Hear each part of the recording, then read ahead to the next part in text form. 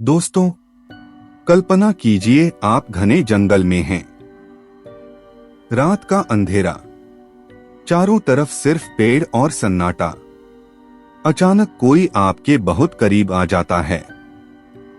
आपकी गर्दन पर सांसें महसूस होती हैं और एक मधुर लेकिन ठंडी आवाज कान में फुसफुसाती है, मुझे छुड़ा लो, मुझे छू लो, मैं इतनी अकेली हूं। ये कहानी झारखंड के उन सुनसान जंगलों की है जहां 800 वर्ग किलोमीटर का घना जंगल किसी को भी निगल सकता है। साल था 1985। एक सुबह संजीव अपनी पत्नी नीलिमा, दोस्त डैनी, साउथ अफ्रीका का रिपोर्टर और मरिया के साथ जंगल के रास्ते से गुजर रहा था। मरिया चुपचाप बैठी थी। उसकी आंखों में एक अजीब सी चमक थी। वो गर्भवती थी, लेकिन अभी किसी को नहीं बताया था। अचानक तेज आवाज आई, टायर फट गया। जीप बीच जंगल में रुक गई। चारों तरफ घना सल जंगल। सूरज की रोशनी भी मुश्किल से पहुंच रही थी। हवा में नमी और कुछ अजीब सी पुरानी खुशबू थी। तभी दामोदर नाम का एक पतला दुबला आदमी साइकिल पर आया। उसकी आंखें डरी हुई लग रही थीं। संजीव ने पूछा, भाई, सबसे नजदीकी जगह कहाँ है? दामोदर कुछ पल चुप रहा, फिर बोला, साहब, बुरगुआ गांव है, लेकिन वहां मत चलो, वो जगह ठीक नहीं है। संजीव हंसा और बोला, बस रास्ता बता दो, हम रात भर ठहर लेंगे। दामोदर ने उन्हें कच्ची सड़क पर ले जाने लगा जो पहाड़ी की तरफ जाती थी। जैसे जैसे वो ऊपर चढ़ते गए, जंगल और गहरा और अंधेरा होता गया। कभी कभी हवा के साथ फुसफुसाहट सुनाई देती, जैसे कोई नाम पुकार रहा हो। आखिरकार उन्होंने एक पुरानी इमारत देखी, ब्रिटिश जमाने का फॉरेस्ट गेस्ट हाउस। लकड़ी के फर्श, ऊंची छत, लेकिन छत का एक हिस्सा टूटा हुआ था।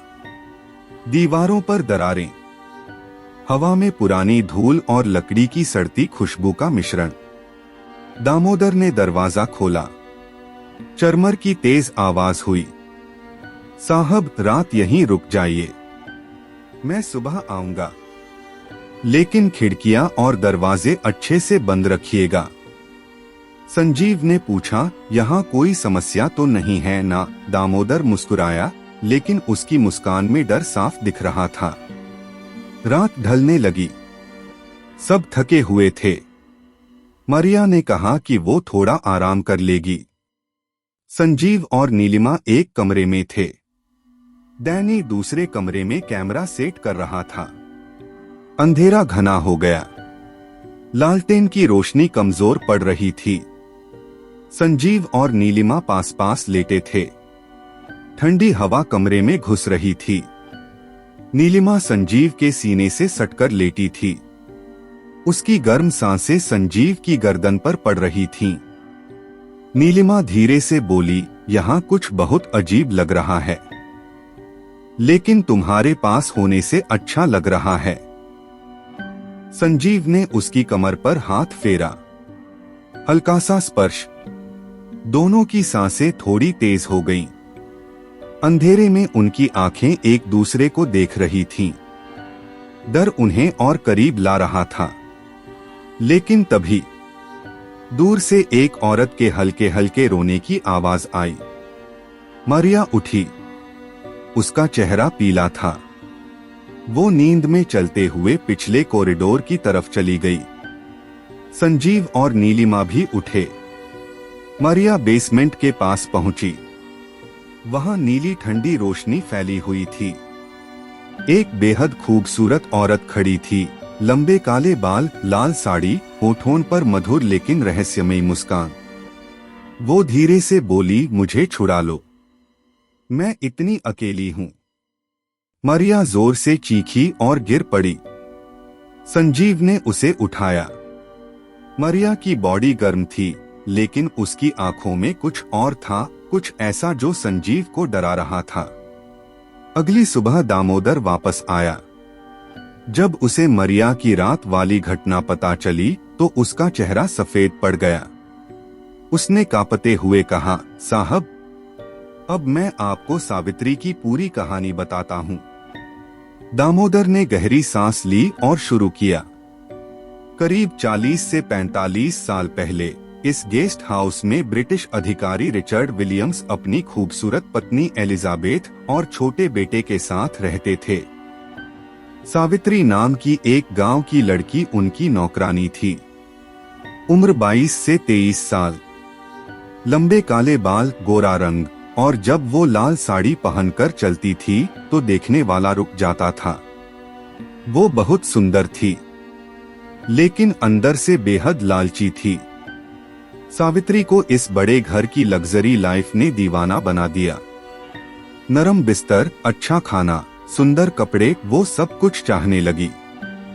धीरे धीरे सावित्री गर्भवती हो गई, लेकिन बच्चा रिचर्ड का नहीं था जिसका वो दावा करती थी। गांव के एक लकड़हारे से उसका संबंध था। जब रिचर्ड को शक हुआ तो उसने सावित्री को घर से निकालने का फैसला कर लिया। सावित्री ने एक रात पूरी बात सुन ली। उसके मन में गुस्सा और बदला लेने की आग जल उठी।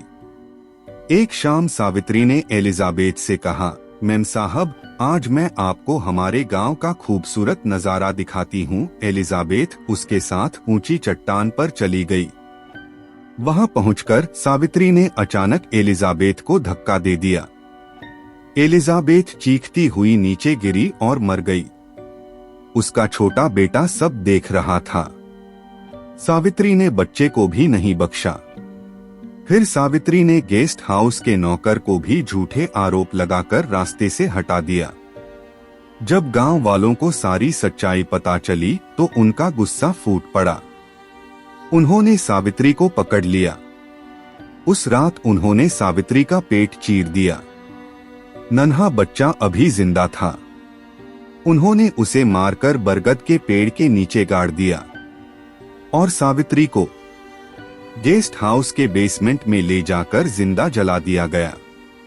मरते वक्त सावित्री ने भयानक श्राप दिया था, जो भी गर्भवती औरत इस घर में आएगी, मैं उसके शरीर में समा जाऊंगी।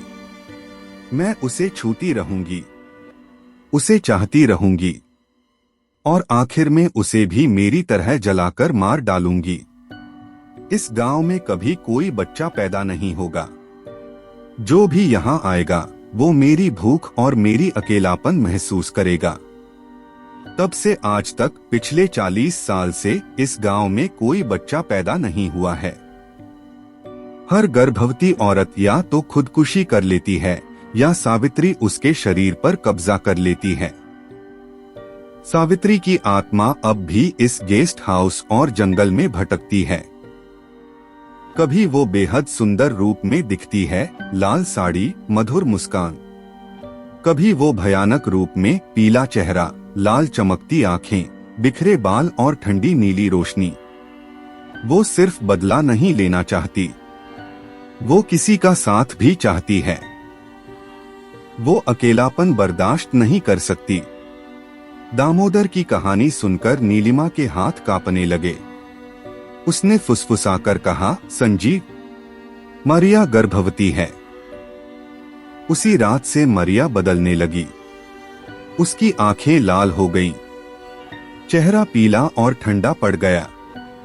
वो संथाली भाषा में 2 आवाजों में बोलने लगी, मैं इतनी अकेली हूँ, तुम मुझे छू तो सही, मुझे गर्मी दो। खिड़कियां खुद ब खुद बजने लगीं। पुराना ग्रामोफोन अपने आप चल पड़ा और विकृत आवाज में गाना बजने लगा। मरिया अंधेरे में संजीव के बहुत करीब आ गई। उसकी सांसें तेज थीं। उसने संजीव की छाती पर हाथ रखा। तुम्हें अच्छा लग रहा है ना? मैं तुम्हें छूना चाहती हूँ।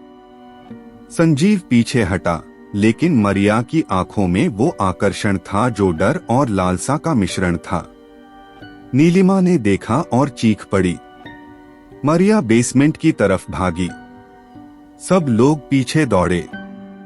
वहां नीली रोशनी में सावित्री का पूरा भयानक रूप दिखाई दिया, पीला चेहरा, लाल चमकती आंखें, बिखरे बाल और वो डरावनी मुस्कान। सावित्री फुसफुसाई, मेरा बच्चा, अब मैं तुम सबको अपना बना लूंगी। दामोदर 2 पुजारियों को लेकर आया। पुजारियों ने कहा, सावित्री के बच्चे की हड्डियां निकालो, वरना वो मरिया के शरीर को हमेशा के लिए ले लेगी। वे बरगद के पेड़ के नीचे खुदाई करने लगे। छोटी छोटी हड्डियां मिली। आग जलाई गई। मरिया जोर से चीखने लगी, 2 आवाजों में, मुझे मत छोड़ो, मैं अकेली नहीं रहना चाहती, मुझे छुओ। आग में हड्डियां डाली गईं। सावित्री की चीख पूरे जंगल में गूंज उठी, मुझे आजाद कर दो। आखिरकार आत्मा छूट गई। मरिया बेहोश हो गई। अगली सुबह वे लोग किसी तरह वहां से निकल गए। मरिया कभी पूरी तरह ठीक नहीं हुई। वो अक्सर कहती थी कि सावित्री अभी भी उसके अंदर कहीं है और रात में उसे छूती है। दोस्तों, अगर कभी झारखंड के घने जंगलों में आपकी गाड़ी खराब हो जाए और कोई लाल साड़ी वाली औरत अंधेरे में आपके बहुत करीब आकर फुसफुसाए, मुझे छुड़ा लो, मुझे छू लो, मैं इतनी अकेली हूं, तो भाग जाना, क्योंकि सावित्री सिर्फ बदला नहीं लेना चाहती, वो साथ भी चाहती है, और वो साथ कभी कभी बहुत खतरनाक हो सकती है।